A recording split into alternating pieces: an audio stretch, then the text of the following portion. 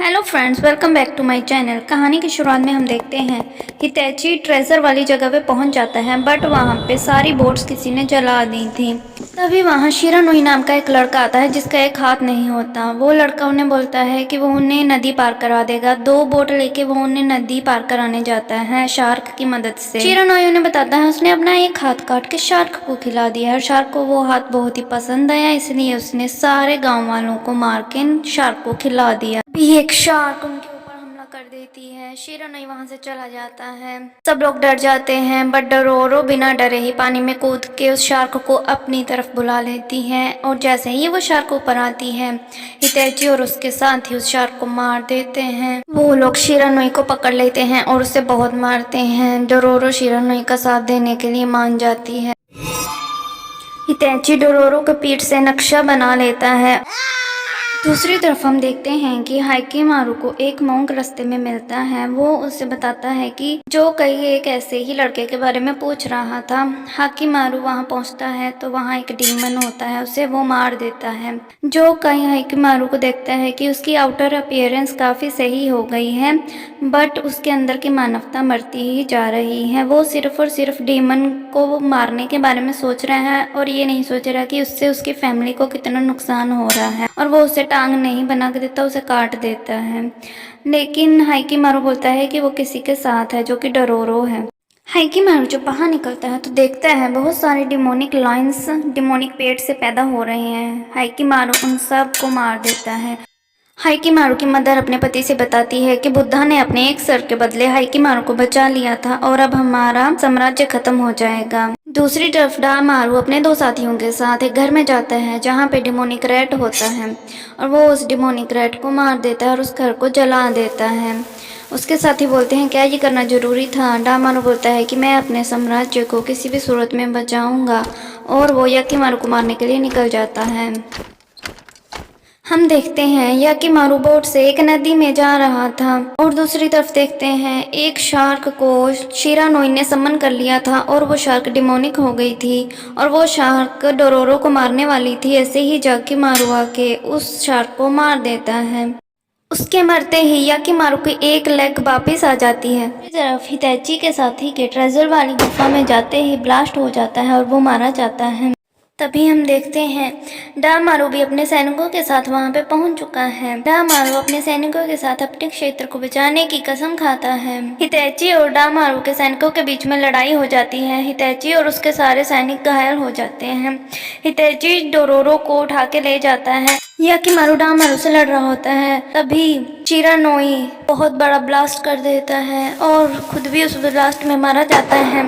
उसकी वजह से डामारू समझता है कि याकीमारू उसमें मारा गया, और वो वहां से अपने सैनिकों के साथ वापस चला जाता है। ब्लास्ट के कारण हितैची और डोरोरो ट्रेजर वाली जगह पे आके गिरते हैं। डोरोरो के पिता का ये सारा ट्रेजर होता है। हितैची मारा जाता है। डोरोरो फैसला करती है कि बाद में वो इस ट्रेजर को किसी अच्छे काम में लगाएंगी, और अभी वो हाइकीमारू के साथ ट्रैवल करेगी। दोनों एक गांव में पहुंचते हैं जहां उन्हें वो तलवार बनानी होती है। हाइकीमारू उस लड़की के चेहरे से अपना सर रगड़ता है। डोरोरो उसे समझाती है कि ऐसा नहीं किया जाता। वो लड़की अपने पिता से कहती है कि वो लड़का शायद उसे पसंद करता है। नेक्स्ट सीन में वो एक टेम्पल में जाते हैं। टेम्पल में एक डीमन होता है। वो डीमन सबको अपने कब्जे में कर लेता है। हाइकीमारू उस लड़की से शादी करने के लिए तैयार हो जाता है।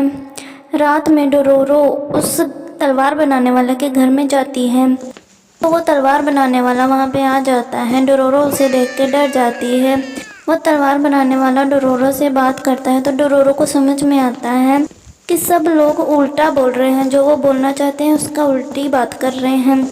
वो ये सारी बात जाके हाइकीमारू को बताती है। हाइकीमारू उसे ही मारने के लिए आ जाता है क्योंकि वो डीमन के बस में था, लेकिन तभी तलवार वाला डीमन के सर पे एक डंडा मार देता है। तभी वो लड़की बताती है कि जरूर मूर्ति टेढ़ी हो गई होगी जिससे वो डीमन आजाद हो गया होगा, और फिर ये जानने के बाद उस मूर्ति को सीधा कर दिया जाता है और वो डीमन वापस चला जाता है। हाइकीमारू और वो लड़की गांव वालों को बताते हैं ये सब डीमन की वजह से हुआ था। उस लड़की की शादी गांव के ही एक लड़के से हो जाती है। याकीमारू तलवार पाके बहुत खुश हो जाता है। दूसरी तरफ डैगो के गांव में महामारी फैल चुकी होती है। इसे देख के डामारू और उसके बाकी सारे दोस्त समझ जाते हैं कि अभी तक याकीमारू जिंदा है। डैगो को अपनी पत्नी की बात याद आती है। तभी उसके नौकर उसे आके बताते हैं कि डीमन का दिल धड़क रहा है। लोगों की हालत दयनीय है। दूसरी तरफ डोरोरो और याकीमारू एक सबरोटा नाम के लड़के से मिलते हैं। वो लड़का उन्हें डीमन के पास ले जाता है। वो लड़का डीमन से सौदा किया होता है कि वो डीमन के पास लोगों को लेके आएगा। डीमन दोनों के ऊपर हमला करता है। याकीमारू और डोरोरो चट्टान से नीचे गिरने लगते हैं। डोरोरो का हाथ चट्टान में फंस जाता है। याकीमारू से बाहर निकालने की कोशिश करता है, तभी वहाँ पानी भरने लग जाता है। डोरोरो पानी में डूबने लगती है। याकीमारू अपनी तलवार की मदद से उसे निकालना चाहता है। बीवाहोशी उसको बचा लेता है। याकीमारू उस डीमन के टुकड़े कर देता है। वो डीमन सबरोटा को खा जाता है। सबरोटा उसका एक पार्ट बन जाता है, बट याकीमारू उसे मार देता है। याकीमारू का कोई पार्ट वापस नहीं आता तो याकीमारू उसके टुकड़े टुकड़े करने लगता है। डोरोरो उसे रोकती है। बीवाहोशी देखता है कि याकीमारू की सोल पूरी रेड होती जा रही है।